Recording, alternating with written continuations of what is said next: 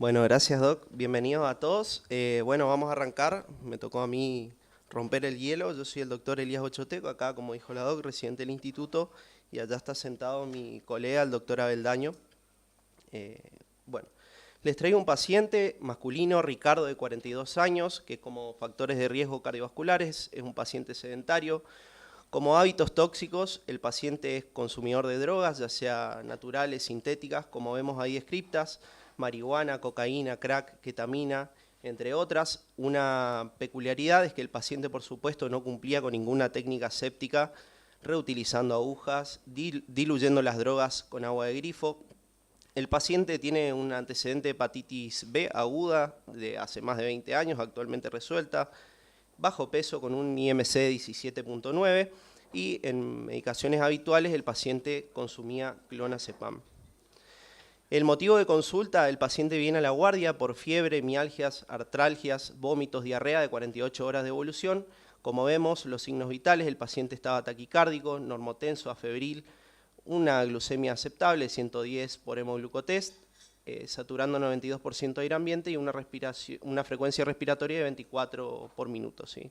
El examen neurológico, ninguna peculiaridad. Al examen físico cardiovascular, los ruidos cardíacos normosfonéticos, los silencios libres, sin signos de IC, taquicárdico, como mencioné. A la ocultación pulmonar, regular entrada bilateral de aire, con hipoventilación generalizada, roncus difusos, taquipneico. El abdomen estaba blando, depresible, con dolor difuso a la palpación y maniobra de puño-percusión negativa. Pálido, con palidez cutánea generalizada, tenía estigmas de punción reciente con equimosis perilesión y un estado dentario muy malo con falta de piezas dentarias y caries. ¿Sí? El paciente es evaluado en guardia. Inicialmente los médicos de guardia sospechan un abdomen agudo, por ende nos llaman para hacer un prequirúrgico, hacen la interconsulta, así que acudimos en caso de eventual requerimiento de cirugía. En el laboratorio vemos que estaba con una leucocitosis de 36.450 de blancos, desviada la curva a la izquierda con 86% de neutrófilos, plaquetopenia leve, 104.100 plaquetas, tenía alteración de la urea creatinina de forma leve con una tasa de filtrado de 74, estaba con un patrón colestásico a predominio de la bilirrubina directa de 1.11 con una bilirrubina total de 1.89, ligeramente aumentada la GPT a 64, tenía alteraciones de la hormona tiroidea con una TSH de 14.4 y una T4 de 4.75, hipotiroideo desconocido hasta ese momento, y reactantes de la fase aguda aumentada. ¿Sí? Se había solicitado serologías, siendo negativas, sí. Se pidió hemocultivo, donde dio un Staphylo aureus meticilino sensible en los hemos y en el uro.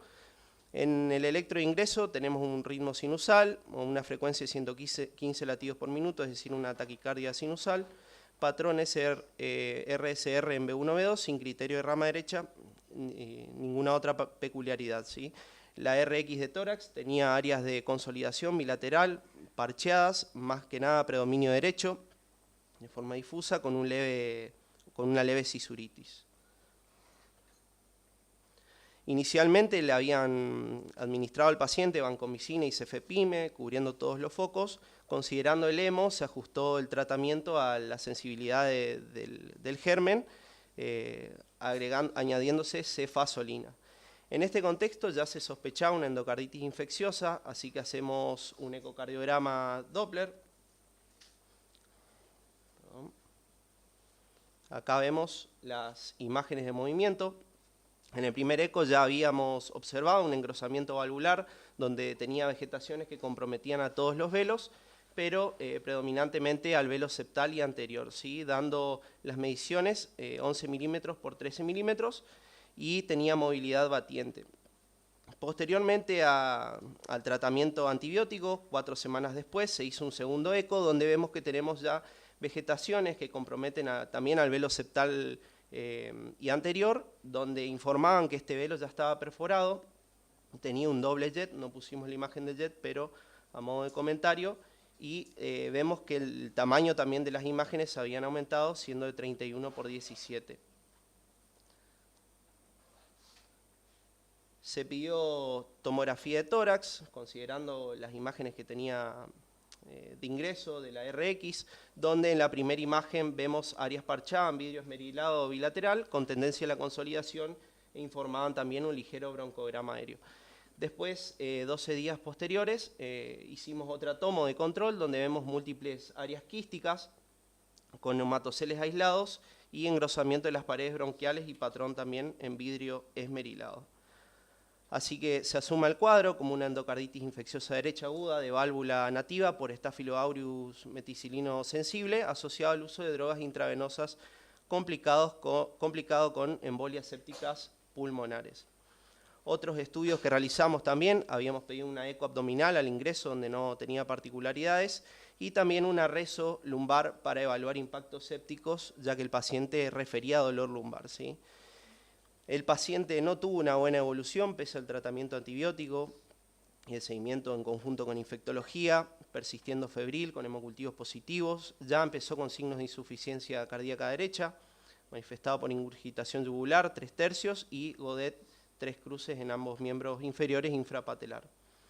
Por supuesto, pedimos un ET también, donde para caracterizar mejor la endocarditis, donde también nos informan una válvula tricúspide principalmente afectada en los velos anterior y septal, dando mediciones de 23/15, ¿sí? En los ecos previos informaban una IT moderada, ya en este ET informan una IT severa.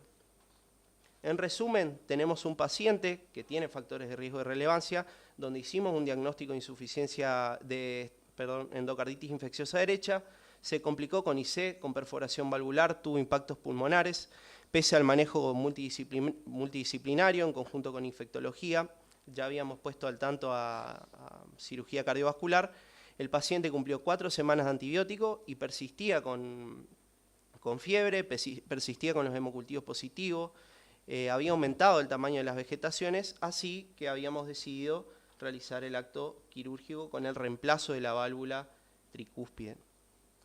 Se había evidenciado en la cirugía que tenía vegetaciones en la válvula septal y anterior, que también traccionaba uno de los músculos papilares, así que el equipo de cirugía decidió reemplazarla por una válvula biológica Hankook número 25. Se envió a cultivo la válvula retirada y no evidenciamos crecimiento de ningún germen.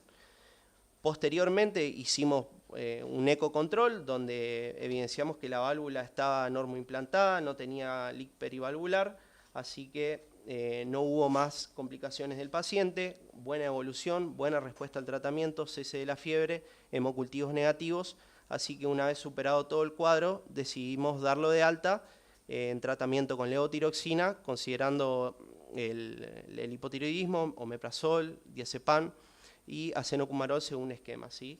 El paciente tuvo controles irregulares y sin nuevas intercurrencias hasta la fecha. Como discusión, la endocarditis de válvula tricúspide es menos frecuente que la izquierda, ¿no? Que toda la endocarditis izquierda, siendo hasta un 10%, con una mortalidad del 30%, el germen más frecuente es el que tuvimos nosotros, que es el Staphylo aureus. Los factores predisponentes, como vemos acá, son el uso de drogas intravenosas, los dispositivos implantables, los catéteres, las infecciones de piel sobre todo y procedimientos previos. El 30% se puede dar en corazones sanos, solo el 20% de todos estos pacientes van a requerir cirugía, la mayoría responde bien a los antibióticos. Los síntomas más cardinales de esta entidad son la fiebre en un 90%, soplo 85%, nuestro paciente no tenía, y la disnea. El 90% de los pacientes va a tener hemocultivos positivos, las complicaciones más frecuentes son la insuficiencia cardíaca con un 60% y las embolias pulmonares en un 50%, con una alta tasa de recurrencia dentro de los primeros 6 meses.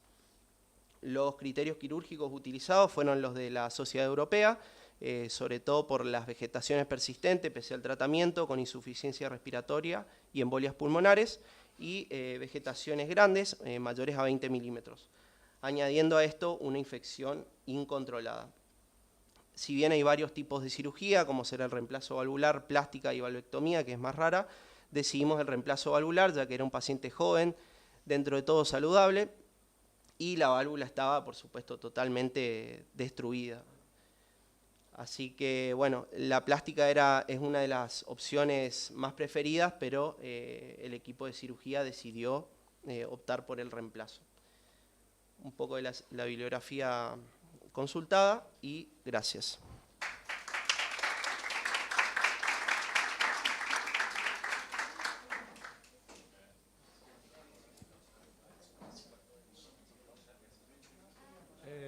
Hola. Hola. Perfecto. 9 minutos 54 segundos. Bien. Nada, destacar varias cosas. Parece como que lo estoy alargando porque es reciente mío, pero vamos a darle una devolución a todos. Me parece muy clara tu presentación. Tenés un excelente vocabulario, una buena forma de presentar. Presentaste un caso y una discusión en 10 minutos. Yo no lo hubiese hecho en 10, hubiese hecho en 11, en 12.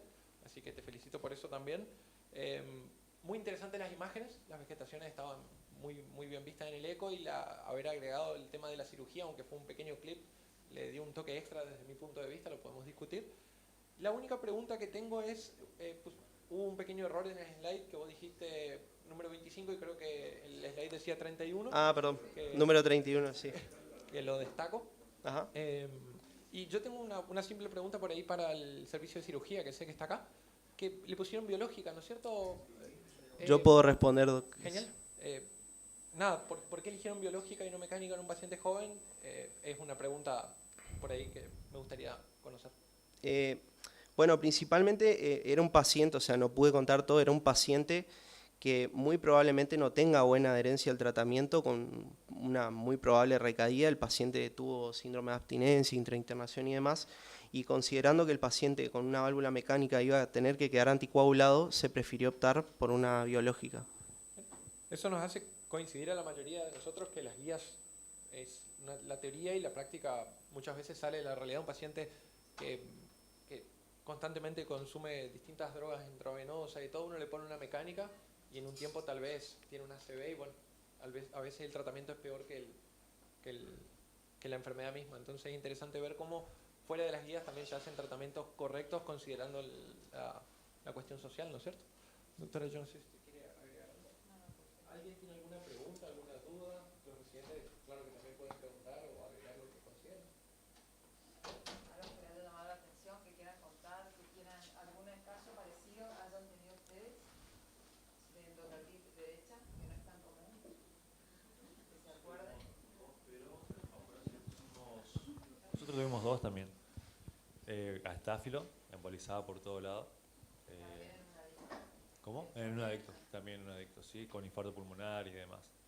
Pero no recuerdo qué válvula le pusieron, si era biológica, creo que también era biológica, pero no recuerdo. Pero se nota esa insuficiencia tricúpida que generan, IC y demás. Mucha falla del ventrículo derecho.